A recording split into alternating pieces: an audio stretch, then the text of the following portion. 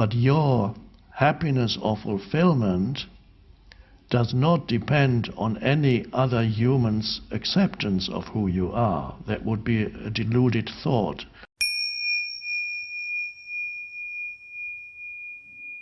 It sometimes happens that members of the same family evolve at very different rates, so that a sense of separation can come if one member of the family evolves spiritually much more rapidly than another. And that is something that you cannot do anything about. You need to accept that your sisters, their viewpoints and their judgments of you arise because of the way in which they have been conditioned by their culture. So this is part of the mental conditioning. There's nothing really personal about it. They have been conditioned in a certain way. To some extent, you have gone beyond your conditioning, because anybody who begins to awaken spiritually goes beyond, also simultaneously begins to go beyond their cultural conditioning. And that applies whether you're from Somalia, whether you're from Australia, or whether you're from the United States or anywhere. If you are not awakening spiritually, your behavior, your viewpoints, your opinions, the way in which you judge other people, the way in which you judge other cultures, all that is conditioned by the content of your mind, the culture and family and so on that you grew up in. So you are basically a conditioned entity. And your opinions and viewpoints are not really yours, they are the product of your conditioning. And so that's the case with your sisters. So sometimes the same thing applies to close friends. I've had many similar questions of people who had a close friendship with someone, and sometimes it's the case with husband and wife. Often I've had in many cases, one of them, either she or he, began to evolve and awaken spiritually, and a gap suddenly arose between the one that was still totally conditioned and the one that was beginning to awaken spiritually. In some cases they can still live together. It depends on the nature and degree of the person who is not yet awakening spiritually. It depends that the ways in which this non-awakened state manifests differs from person to person. Some you can live with, you can awaken, and you know your partner is not, and you can totally surrender to that fact that your partner is not awakening yet. In other cases, it will create a hostility, a growing hostility in your partner. The ego objects to the other becoming so different and changing. They don't understand you anymore, and then a separation happens. With husband and wife, then it sometimes happens that they do that different ways. In the case of a family member, there's a link that remains, so you cannot just say we go our different ways. There's always a certain bond between you and your family members. But the first thing is, you ask me what I would do. What I would do is, first of all, understand why, and this is what I've just been talking about. If you understand, then already it is a helpful thing. If you don't understand why is this happening, but if you understand that these people act out of your sisters act out of their conditioning, you have begun, already are in the process of transcending your conditioning. Whether or not they will also awaken or begin to awaken spiritually, we don't know. So in the meantime, all you can do, or all I could, if I were you, all I could do was continue to recognize the limitation in them. They are conditioned in their responses. Recognize that that is what happened, not to blame them for it, not to feel guilty because you make them angry, because you don't. It's their conditioning that makes them angry. So you don't feel guilty because you are different from them. I wouldn't. I'm talking now about I would not feel guilty. I would simply recognize compassionately what it is that makes them say and do the things they say and do towards you. And you cannot even explain to them. It would be futile to say to them, I know why you're saying that to me because you're totally conditioned. What? They wouldn't know what you're talking about because they know nothing outside of their conditioning. So compassion arises, compassion and acceptance of a person's limitations. You can still hold them in your heart and realize there is an essence in them that is lovable, and you can continue to be connected to that essence of who they are. If they refuse to talk to you, then you have to accept and surrender that. You can hold them in your meditation. You can even sometimes look at their photo, look beyond the surface appearance of who they are, and the photo can be a little help to establish the inner connection. Then you don't need the photo anymore.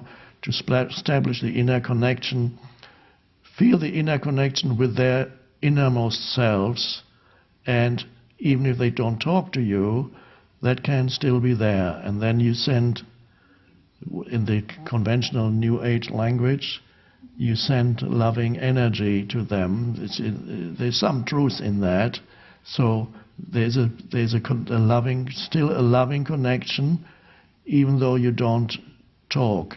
So recognition, to summarize, recognition of why this is happening, accepting your family members' limitations, and not judging them. They judge you, of course, because their judgments of you are part of their conditioning.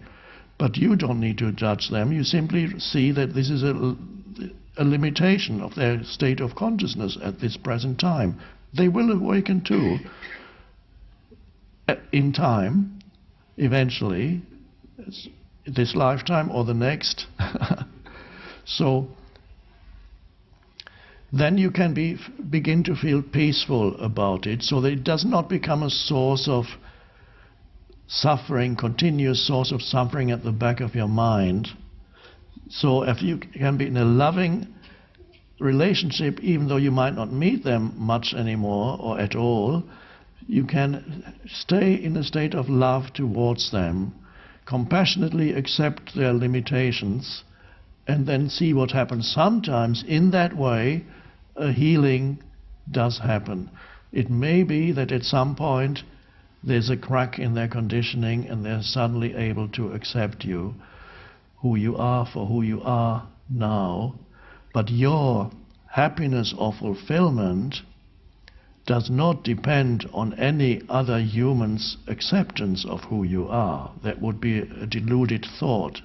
If you think you can only be happy if these people accept and understand you. Some people have that with their parents. So they say, my dad, my father, they don't understand me at all. It's terrible, terrible. I'm trying to explain what I'm at.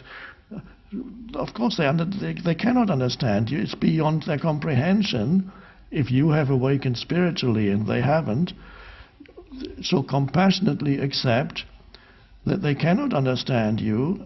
Instead of trying to explain yourself to them, just be there in a loving way with them when you meet for Christmas or Thanksgiving and you hear all the judgments coming at you from them. You should have, why don't you?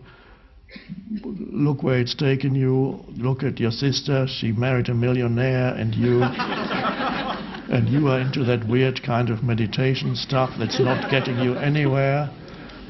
Whatever judgments come, say, okay, I know that this is what you think and feel, and I think and feel differently, that's all. So you don't not need to justify or accepting people's limitations and suddenly realizing whether or not your father, your mother, your sister, your brother, or anybody else close to you accepts you for who you are is really not. You become free of the need to be accepted, but you can nevertheless have a deeper connection, keep that deeper connection and connectedness with them.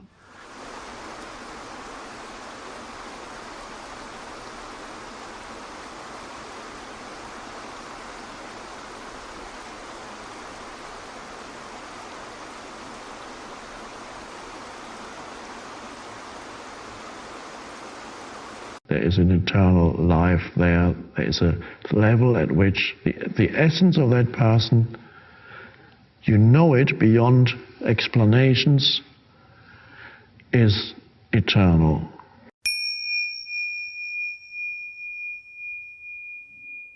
You speak often about non-attachment.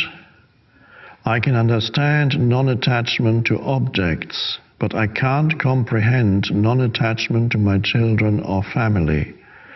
How can one be non-attached to those we love?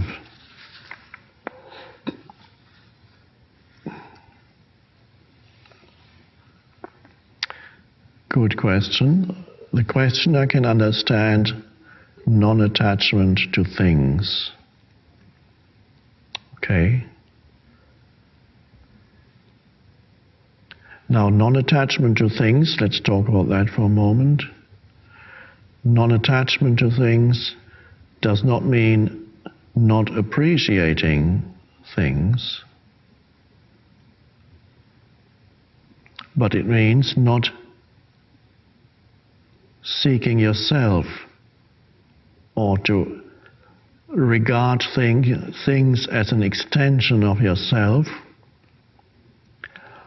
or think of things as needing them to add to yourself in order to be yourself more fully. That's attachment to things. It's an ego dysfunction, but in a way in which the ego survives. And it's not pleasant, because you always need more and nothing really satisfies you. If ever you buy something and seek some kind of self-satisfaction through it, very quickly you realize it doesn't work, and then you look for something else. However, there is a way of appreciating things, beautiful things or simple things. Appreciate is not being attached.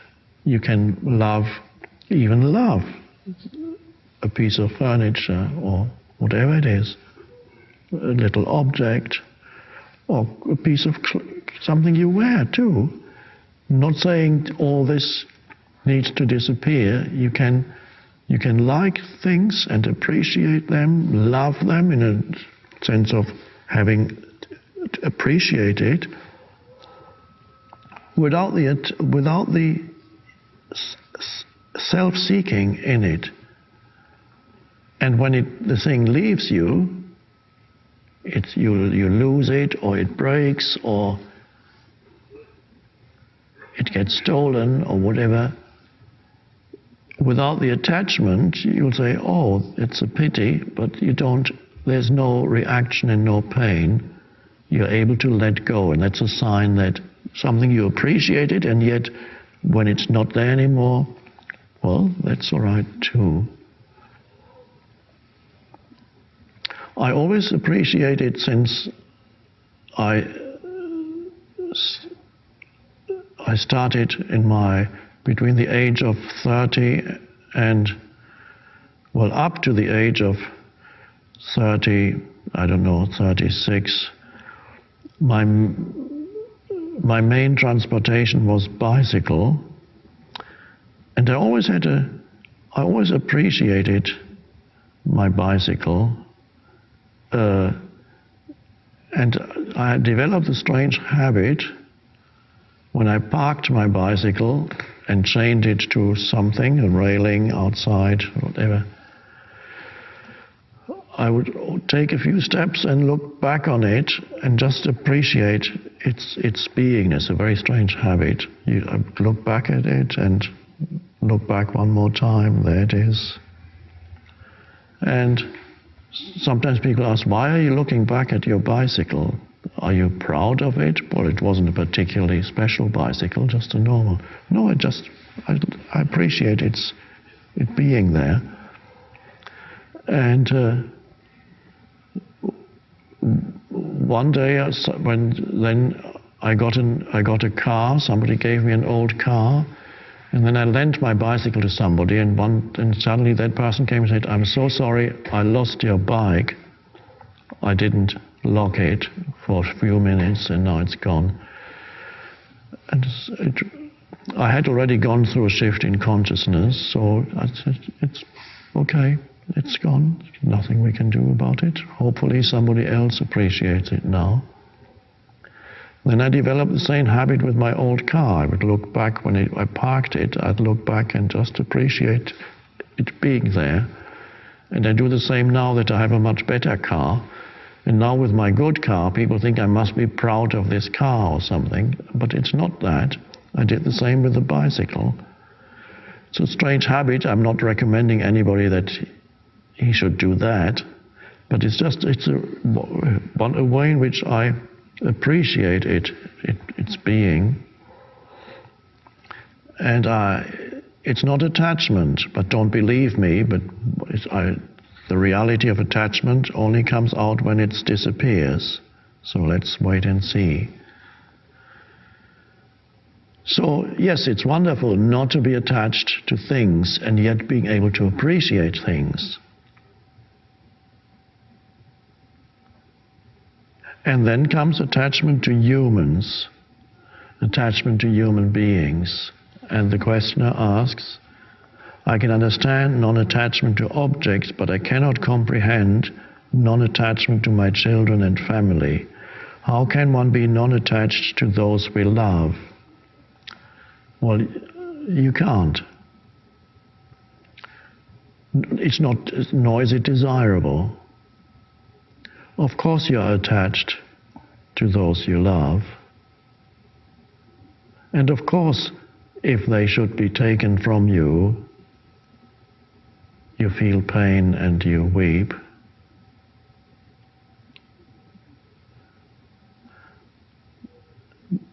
However, as you awaken spiritually,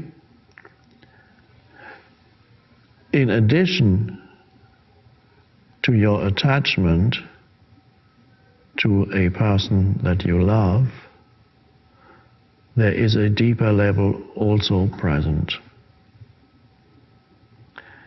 in which you relate to that person not at all through emotion or the physical, but deeper through presence.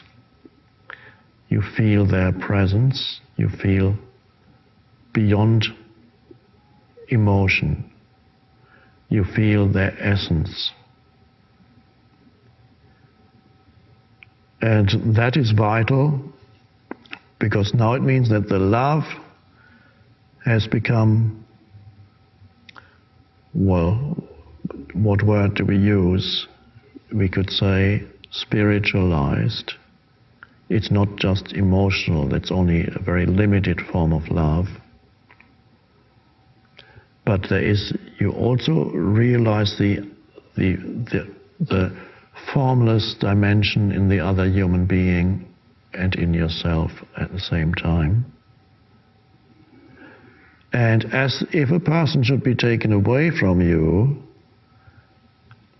the level at which you are attached to that person, at that level, you feel the loss and the pain of it. And at the same time, there is the deeper level present in which you realize that which is not subject to death, There is an eternal life there. There is a level at which the essence of that person, you know it beyond explanations, is eternal. The essence of who they are, and you can sense that in yourself, even while you weep. If a person dies with whom you love. So we are not aiming for non-attachment to those we love, but what we are aiming for is going deeper in our love, so that there's not just the emotional level or the physical level, but a deeper level of true, ultimately, that's the true love.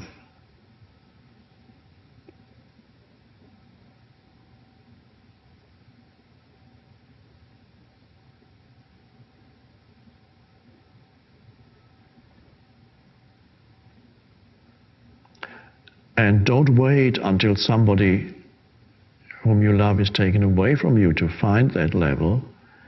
Find that level while they are here with you. But don't look for it in the other. Find it in yourself. That's the entire teaching here is about that. Find it in yourself and then look upon the other and sense it and recognize it also in the other.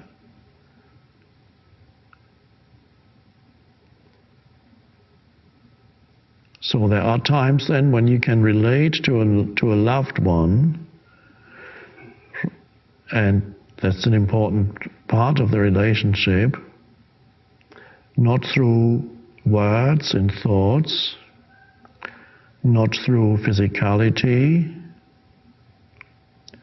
not through emotion. Those are there, but from time to time relate to the other on a level that's deeper than physicality, touch, look, deeper than words, speaking, deeper than thoughts, thinking about the other, deeper than the emotion that you feel, the closeness. And so you go to that. Is that possible? Yes. Be with the other person in the state of the clarity of presence, just absolute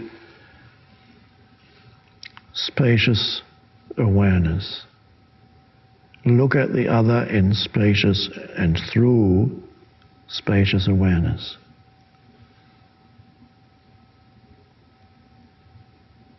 And so there's the formless essence arises. And then when they die, because everybody close to you, of course, is going to leave you, or you leave them. They die first, or you die first.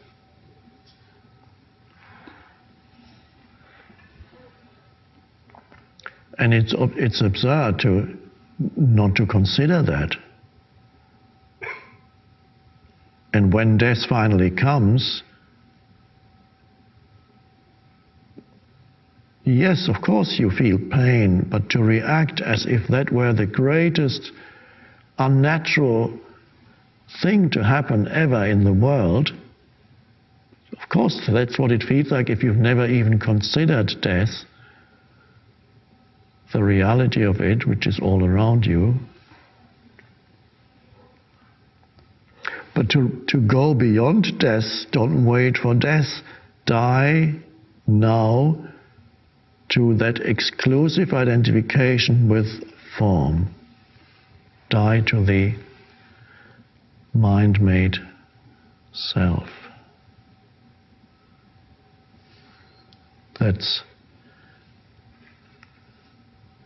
And then when death comes, you will weep and feel a deep peace at the same time. It seems almost paradoxical, but I have experienced it, and I know others who have. You weep and you feel deep peace at the same time.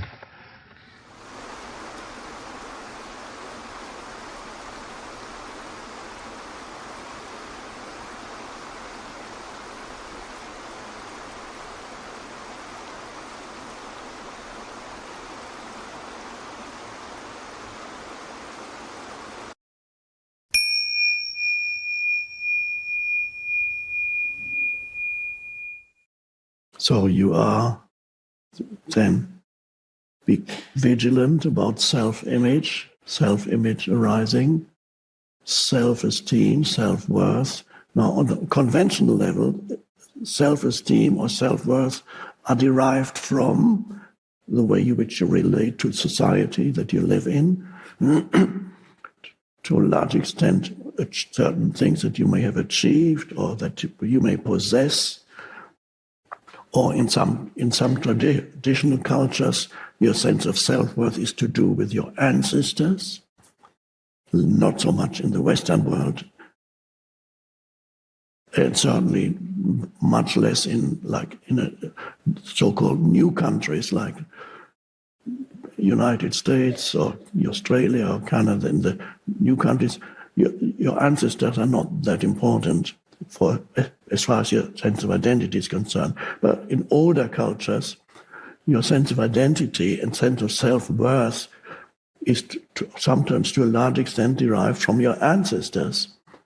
And even if you have achieved nothing, and you can have a high sense of self-worth because your great-grandfather and the ones before and before and before and before, they have achieved great things in the eyes of the world. Perhaps it means they just killed more people than anybody else. And finally they became, the king gave them a title of nobility, and suddenly they became a duke.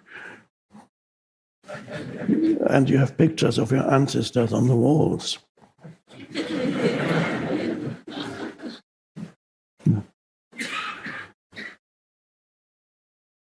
True self-worth comes from a deeper place that is actually not related to achievement in this world, or whatever this world calls achievement, because that is delusion also.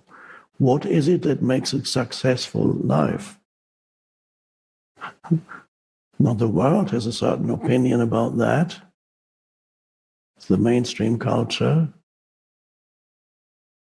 But that is a delusion too, because most humans who are considered highly successful are also unhappy.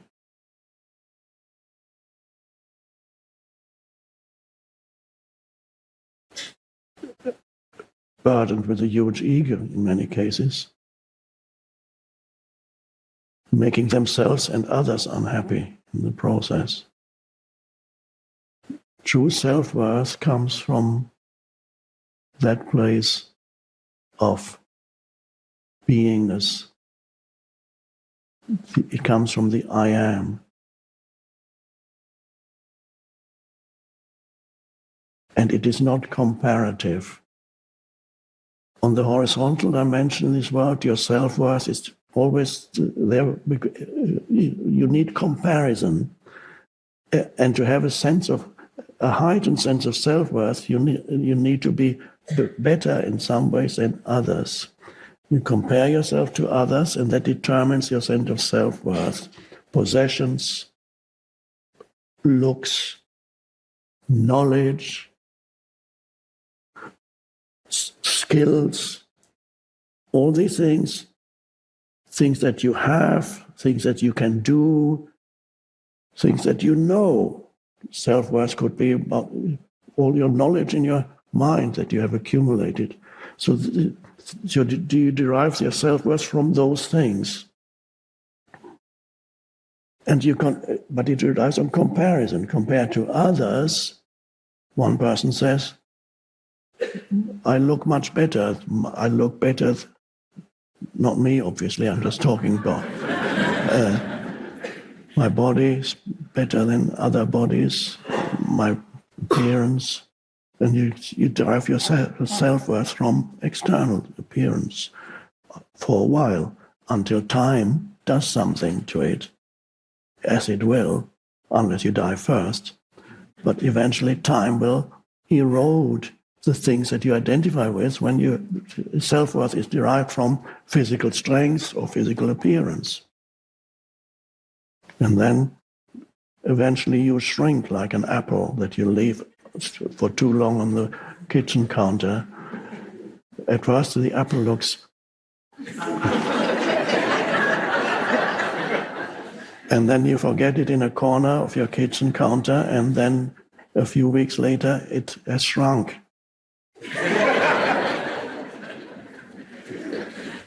It's soft, it's what happened to it? Time did something to it. And it does that to your body too. So that's not a good thing to steer a sense of self-worth from, but it's very seductive, especially if you are blessed with a great body or great appearance. You have to be very careful, because it's not going to last, and then you'll be very unhappy. Possessions. I have more than skills. I can do this better than other people. I have more knowledge. And then you get a heightened sense of self-worth through comparison. So you need to have a sense of self-worth. You need superiority in some area of your life to get that sense. So you have to rely on others being considered less worthy than you for your sense of self-worth. That's all to do if you live exclusively on the horizontal dimension. That's how it works. And your sense of self-worth is very fragile, because it could always be others that, even in the area that you most identify with, there could always be others who are even better than you there, and they usually are.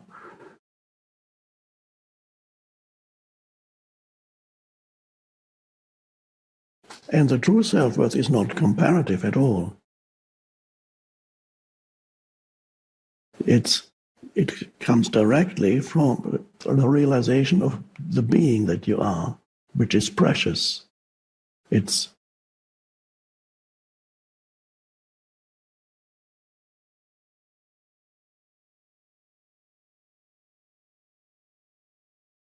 There's a sense of infinite worth or worthiness in there that does not depend on any comparison. It's life itself, the sacredness of life itself that you are. And success, ultimately, what is the only real success in life? It is how conscious you are.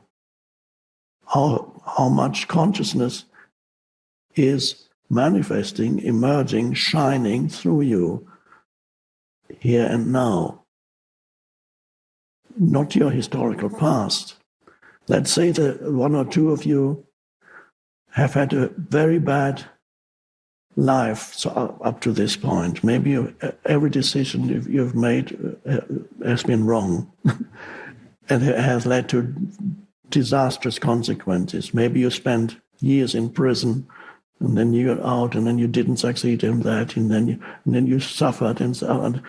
But now you're here. For some reason, you're here. This is an extreme case. It probably doesn't apply to any of you, but I'm just giving an example of it. Let's say your total life after this point has been a disaster in the eyes of the world, or maybe even in your own eyes. But now somehow you go, and here you begin to awaken, wow, to your essence identity. That is the only true success, your consciousness, your state of consciousness. And suddenly The whole history of you was a preparation, although it looked like a total failure. It was a preparation for this awakening. And so retrospectively, this total failure of your personal history, it all made sense. You needed it to awaken. All the suffering that were perhaps inflicted on you by others and then self-created suffering, all the suffering has brought you to the point of awakening. So retrospectively, suddenly, it was all good. It all made sense because it was obviously you needed it to awaken. That's success, not what the world tells you.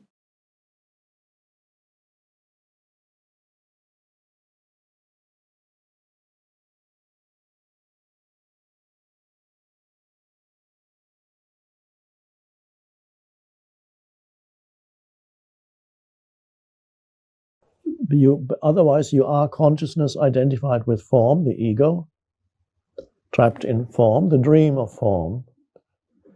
And then consciousness disidentifies from form, wakes up and knows itself for the first time.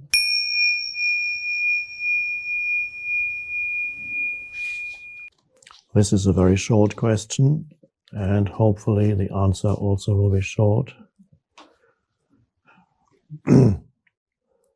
Who becomes enlightened?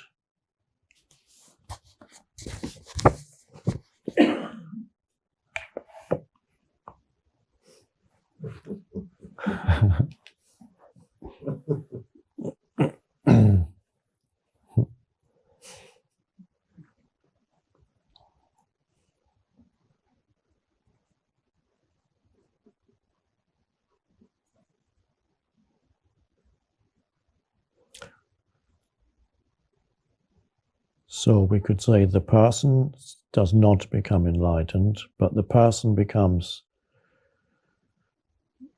transparent, one could say, and then light comes through. The light of consciousness comes through where the person was, perhaps still is for a while.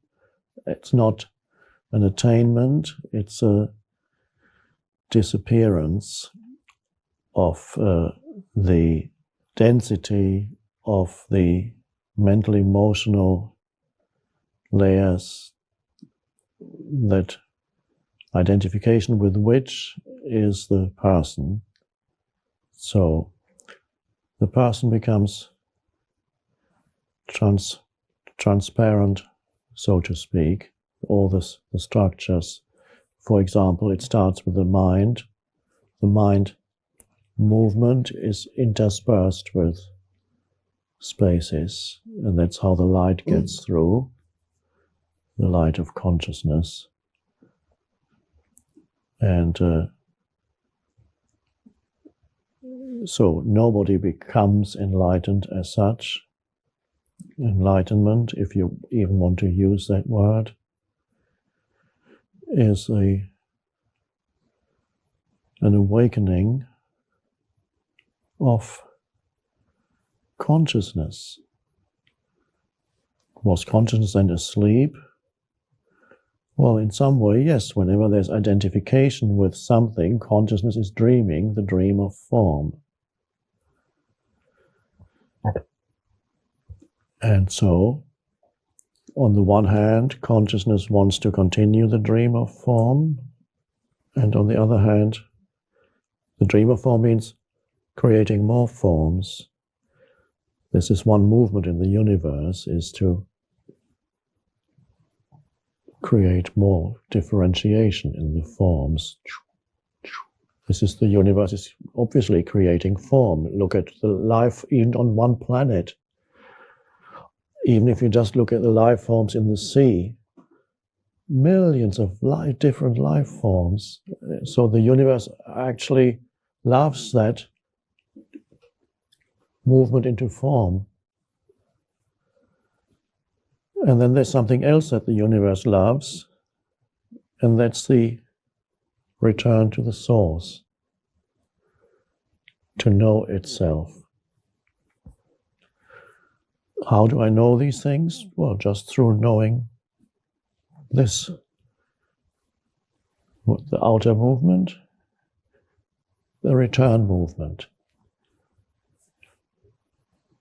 Us here, this gathering, anybody who is present with us here, is really part of the return movement to the source. The universe wants that as much as it wants to flow out into things and create. So we have the two movements. And it may not even be a question of either one or the other.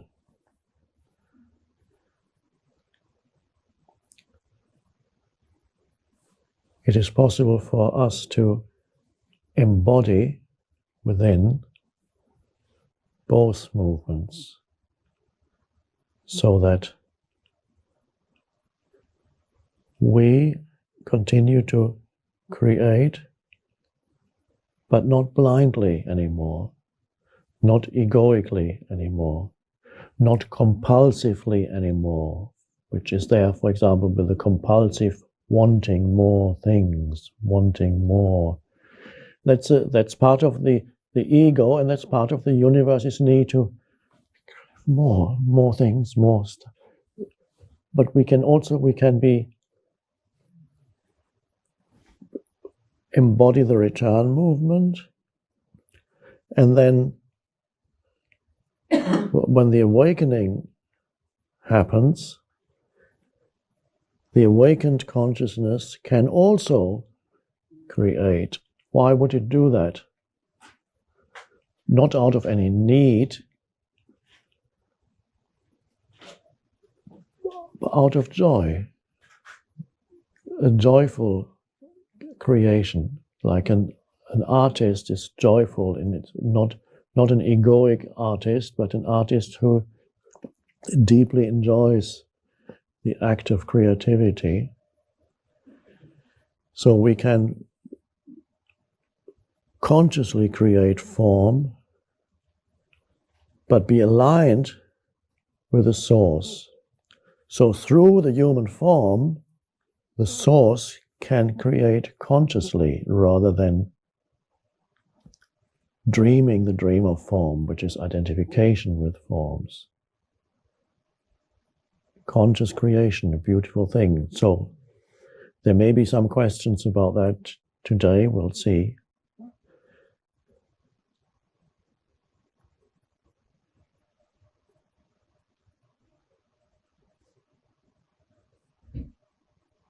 I know that very important, we live in this, at this time, on this planet, and perhaps everywhere. It could be that everything that happens here is a reflection of whatever happens in the universe. There's definitely a strong pull towards the return movement of the awakening of consciousness, how it awakens out of identification with form. How do you know that? Well, because it happens to you. Otherwise, you are consciousness identified with form, the ego, trapped in form, the dream of form. And then consciousness disidentifies from form, wakes up and knows itself for the first time.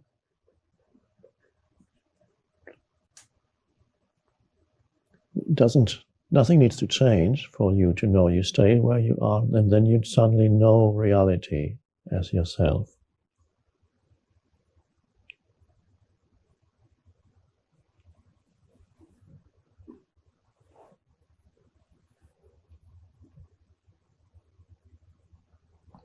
And then you become a conscious co-creator.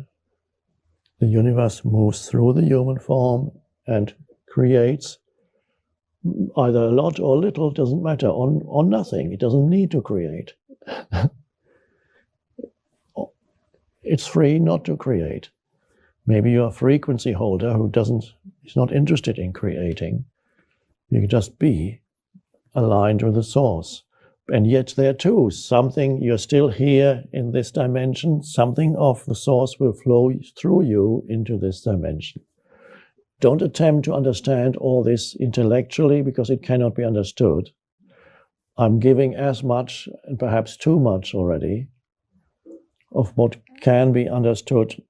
The entire thing is far too vast for the human mind to understand. It doesn't need that. It's not necessary. You can be aligned, I've said it before, you can be aligned with the source, but you cannot understand the source. And yet you can be one with it, conscious oneness with the consciousness. You cannot understand consciousness. God. Amazing what they did. In the 19th century, there were some these philosophers, they created a huge system, and every philosopher created his own system of thought to explain the entire universe. Intricate.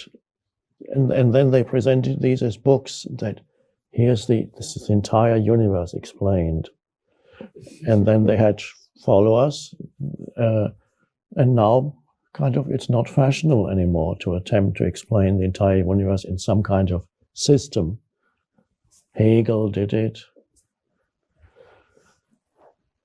Fichte, Schelling, Schopenhauer to some extent, he had deep insights into something beyond. But it's still a little limited, because nobody can present as a mentally constructed system that explains the universe or God. You can explain neither the manifested, and let alone the unmanifested.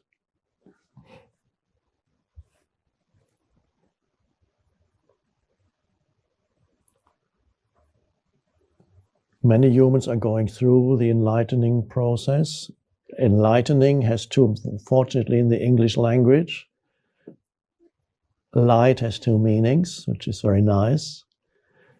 As you go through the enlightening or awakening process, you become lighter, not physically, but psychologically. A lightness comes into your being, not the heaviness of the ego, the seriousness of the ego. You become lighter, but also the other meaning of light is the light shines through you. You become porous to the light. Consciousness moves through you. You can even, when I go to a public place or anywhere, occasionally I'm wrong, but usually I can point out the people in whom the process is happening, and who are most likely to come up to me and talk to me and say, "Oh, we read your book." I can look at, they haven't seen me, I've seen them, and said, out of these are the most likely to. I don't think that, I just see it.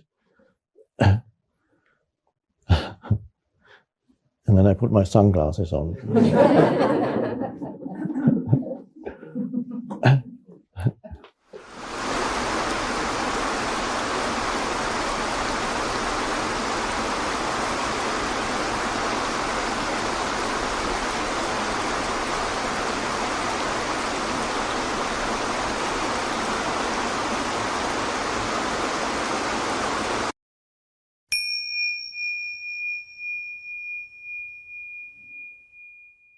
And you could also say, when you look at life and humans, life on this planet, probably many other planets,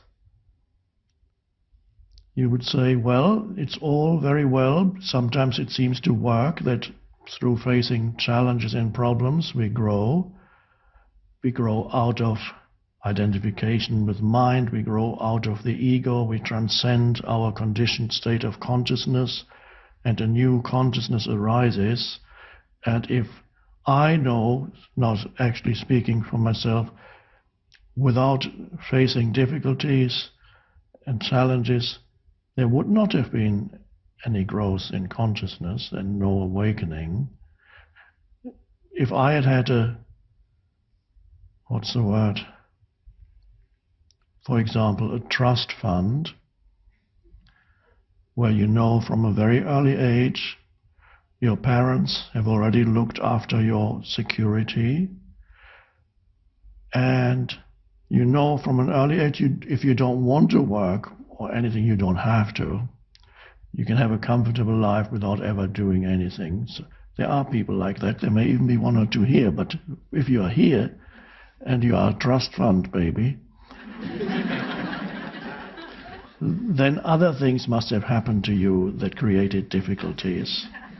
It wasn't financial, but there were other things. And even eventually to a trust fund baby, other difficulties will happen. But for quite a while, it could be that this person remains stagnant or might enjoy certain activities or indulge in sensory pleasures until it gets too much, it's no longer satisfying, and then it reaches a critical stage. And sometimes there was a man I met him many years ago. I was taken to a kind of cocktail party. I didn't move in those circles, but it just happened accidentally that I ended up there. And somebody took me and says, "You must come and look. This is, you're going to meet the 6th richest man in England," or somebody, a friend of mine who was impressed by these things. So I met this man who became rich apparently because he invented one little thing. He had one idea and became a billionaire. This is not uncommon these days, by the way, with the internet. But this was before the internet. He had one idea, and that's called Tetra Pak, the drinks that come in a carton, and it has a carton that has a particular kind of, opens in a particular way so that you can pour out the liquid. It's a patent, Tetra Pak. So he came up with that, and he became a billionaire. And I talked to him briefly and then had forgot about many years past and forgot about it. And 2 or 3 years ago, I happened to read in the paper that his son, who was by now, he was probably 40 years old, was a drug addict, seriously addicted to drugs, and lost completely control of his life, was adrift completely, and they arrested him. He was driving under the influence of some drugs, and when the police entered his house, they found in one of the bedrooms in a big house in Belgravia in London, they found his wife. The dead body of his wife had been in that bed for several months. And he just couldn't face. He hadn't killed her, but she probably died of a drug overdose, and he just couldn't face dealing with it, so he just closed the door, and there was a dead body. This can happen to these are extreme cases of trust fund dysfunction.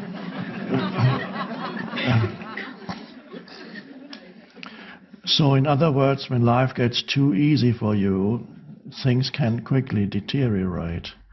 But that's your opportunity then, because first life gets too easy, then because it gets too easy, it deteriorates and you lose more and more consciousness, and then it is possible that you encounter so much suffering that then finally experience the difficulty of life, and then there's a possibility of growth. So this could happen to this man too now. There's always the possibility of awakening. So you could say, of course, well, this is all very good. It works in some cases. In some cases, physical exercise makes the body stronger. And in some cases, encountering difficulties in life helps you to awaken. But you might say there are many other cases where all that happens seems to be just difficulties with no growth. That's at least that's what it looks like on the surface. People who have not enough food, who are starving, or diseases. Not to mention human-made difficulties, which probably, like warfare and violence inflicted by humans and other humans, which probably has created far more suffering for humanity than man-made disasters. The madness of humans who, having not yet evolved into full humans because they lack benevolence and empathy and goodwill towards their fellow humans, at least those who don't fit into their mental concepts of us and them. So they're inflicted enormous suffering. So part of the difficulties faced by humans have been inflicted by other unconscious humans. So when you look at the life on the planet, many people use this as an argument to prove that God, there can be no God, they say. This is a very common argument. They say, look at the suffering. If there were a God, how would he allow all that suffering to take place? And if there is a God, this is how the argument goes, if there is a God who allows that suffering, then that God, whether we call him he or she or it, would be morally inferior to us, because we see that this suffering is not just. So these are arguments that you often hear, people who want to prove that there is no God, there cannot be a God, and if there is a God, it's a malevolent God. But they may not be right. The premise from which they start may already be erroneous, and that premise is that there is a controlling figure somewhere who from somewhere looks at everything and who could, if he wanted to, change things here and there and arrange things so that everything is absolutely fine all the time. So there's a projection of a powerful figure who could exert, and sometimes does exert, influence, and at other times withholds help and inflicts suffering. Or, of course, then you have to come up with another figure. If you don't want to have a malevolent God, you have to project, there's a devil. Okay, then now we have to divide. We have two deities then, the good one and the bad one. Gets very complicated. But it's quite possible, just as an alternative suggestion, that the basic premise is already erroneous. There is no controlling father figure. What about God? Let's call God now a universal intelligence, expressing him, her, itself through billions of life forms, taking form, incarnating into form, so to speak, throughout the universe. So gradually the universe becomes an expression of that underlying intelligence which comes from a dimension that has no time and space to it, but gradually in this dimension gradually brings about this multiplicity of life forms, which at first is asleep. There's a dreamlike state, and then gradually there's an awakening in this dimension. I do not attempt, it would be presumptuous and absurd for me to attempt to explain the universe. So I'm going to stop right now, because anybody who thinks he can explain the universe using a few sounds produced by the vocal cords, which after all only consists of 5 vowels, A, E, I, O, U, and then you add a few, what are the others, diphthongs, whatever, consonants. It's been a long time. consonants are produced by air pressure in the mouth. So by combining these 5 basic sounds produced by the vocal cords with a little bit of air pressure here and there, and attempting to explain the universe is obviously absurd. But one can give little hints. It's a little bit more like a poetic image. It's a little bit like that, and then you go, And then you may find that on some deeper level, which is non-conceptual, there can be a different kind of insight or understanding of what the universe is all about, but you may not be able to talk about it very much, and if you do talk about it, you might talk about it in the form of a poem or a poetic image or just a little analogy, or as Jesus used parables. And so there's no ultimate explanation through words. It would be totally impossible. Words can point to something, give a little hint, and then they can also point to a state of consciousness where you can realize certain things. I don't want to say intuitively, but some almost intuitively, knowing non-conceptually the nature of reality, because you've looked deeply enough within yourself. And if you've looked deeply enough within yourself, then you understand, not conceptually, but on another level, many of the secrets of the universe.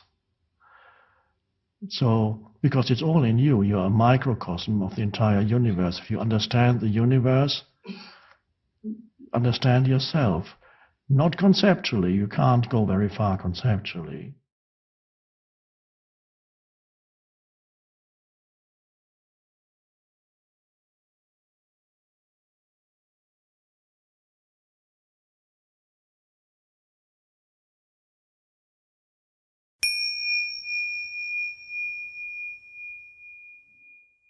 If you are at the mercy of situations, you're at the mercy of things going exactly the way you planned them and the way they are supposed to go. And if they don't, you get upset. Some people get sad or depressed, others get angry and irritated, whatever it is. So you are at the mercy of things happening or not happening, or happening in a particular way, or people behaving towards you in a particular way. So you're always at the mercy of stuff happening or not happening. And if you are more deeply connected with the presence, that is the source of satisfaction in your life. Every other source of satisfaction is kind of fake, pseudo, not the real thing. Presence, that arising presence, is the source of satisfaction, the primary source of satisfaction in your life. Yes, there are secondary sources of satisfaction, of course, an apple pie. You have a nice swim, feels good. You go for a hike, you have sex, you have a drink. You even achieve something. You learn to master a certain skill, and then as you practice, it's satisfying, and then you achieve it, it's satisfying. These are all secondary satisfactions in your life, and there's nothing wrong with that, of course. And if you meet a long-lost friend, suddenly it's great to meet you, it's so wonderful. Of course, there is a satisfaction in that, but they are all secondary satisfactions. The main source of satisfaction is the presence.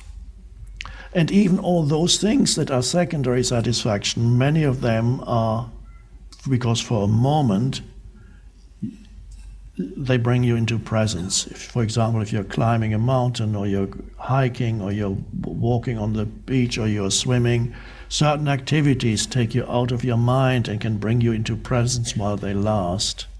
And you feel so good. And you think it's caused by the activity, but it's caused by the fact that all the habitual torturous thinking subsided, and you're suddenly completely there. That was so good, that swim, that hike, that whatever it was so good. Okay, why? Well, it was good because, were you thinking? No. Were you thinking about yesterday or tomorrow, or your problems, or your difficult life, or difficult people in your life? No. Okay, you were completely present. So once you realize and sense that the true satisfaction is derived from presence, that means when things go wrong in ordinary life, when you encounter so-called undesirable circumstances, when things don't work out they were supposed to work out, things break suddenly, you lose something, a difficult person comes into your life, you can, even in that situation, you can continue to be in touch with the source of satisfaction. Let's say you made great plans for some great wedding, and suddenly on the wedding day something happens, and the groom or the bride are detained somewhere and they can't make it. And we've invited 300 people, and we've paid thousands of dollars for this wedding, and I've been looking forward to this for years. It was supposed to be the culmination of my life. It's a fictitious situation, but it could happen and probably has happened.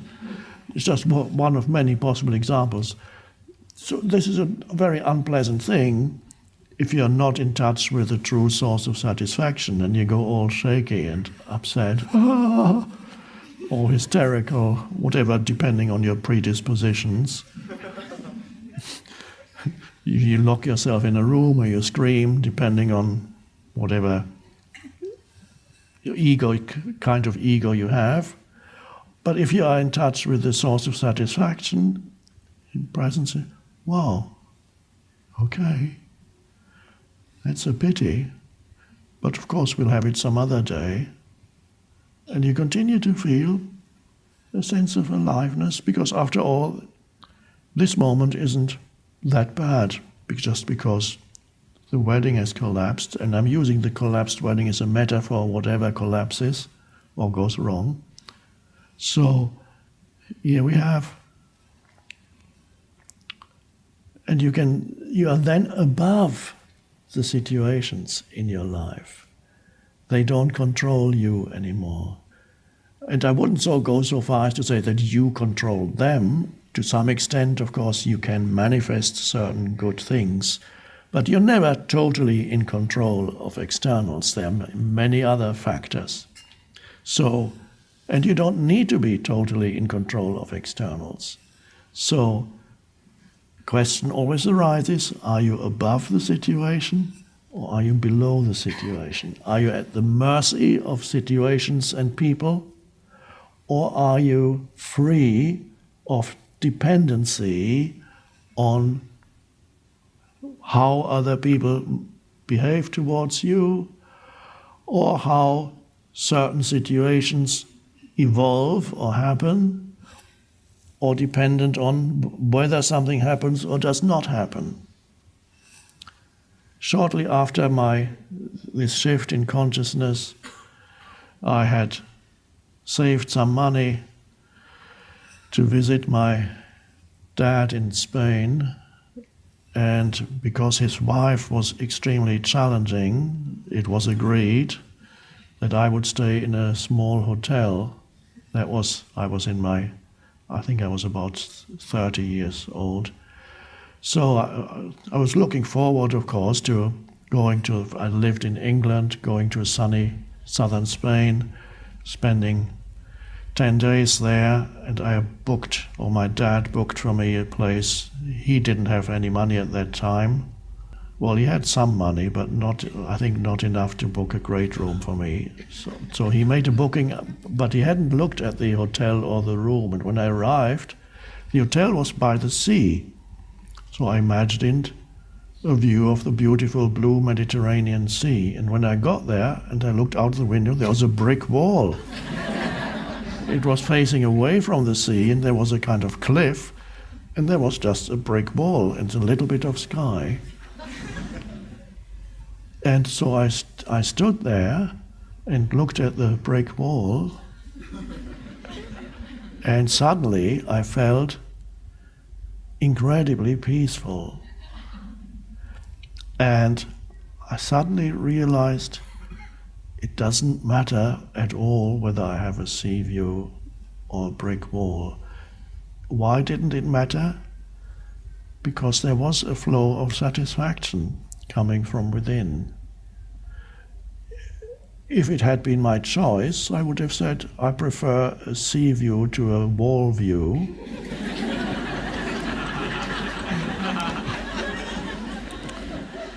But I didn't have a choice, and I was amazed because that was not long after this inner shift, so I wasn't yet familiar with all the effects it has on things in one's life. And there were many instances when I was amazed. I said, why do I feel so peaceful? I don't know, I just feel... I think in this particular case I knew that at some level it ultimately did not matter. And that was so liberating, that reminds me of a very similar story. We had a retreat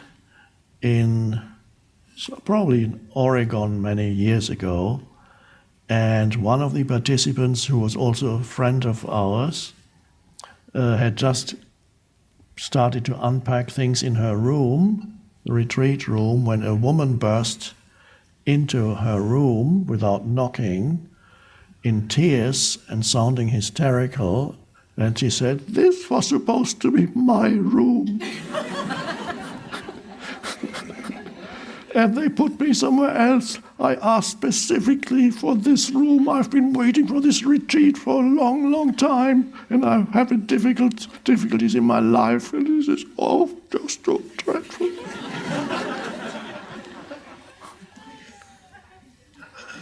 And our friend, without even giving it a single thought, said, "You can have it. I'll move into yours." And the woman said, "Really? No. Do you mean that? Oh my God, oh wonderful, thank you so much. I'm so happy."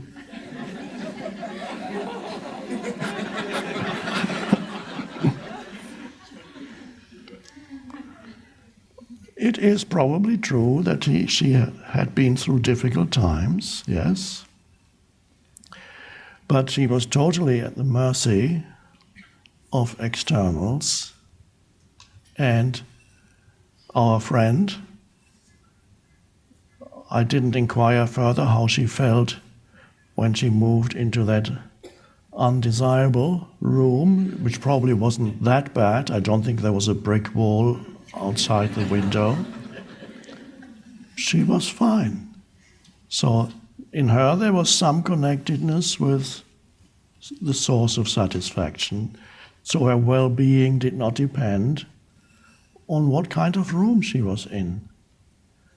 Now, does that mean whatever room they put you in, when you book a room in a hotel, you should say, okay? Not necessarily. Why not? If that is not the right room, you can talk to the receptionist and say, "This isn't the room I booked. I'd rather have the room that I booked and paid for." and then see what happens. But again, there is not going to be that or the anger. This is, how dare you put me in this room?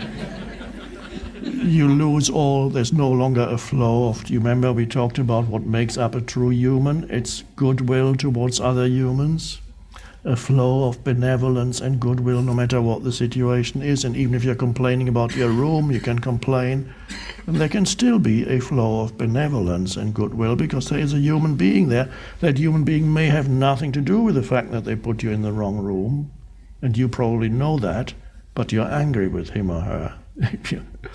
So, of course, you can change situations, and I think I probably asked, I don't remember all the details, I may have asked, I'm sure I did, in that when I got to that hotel with a brick wall outside, do you have another room with a sea view?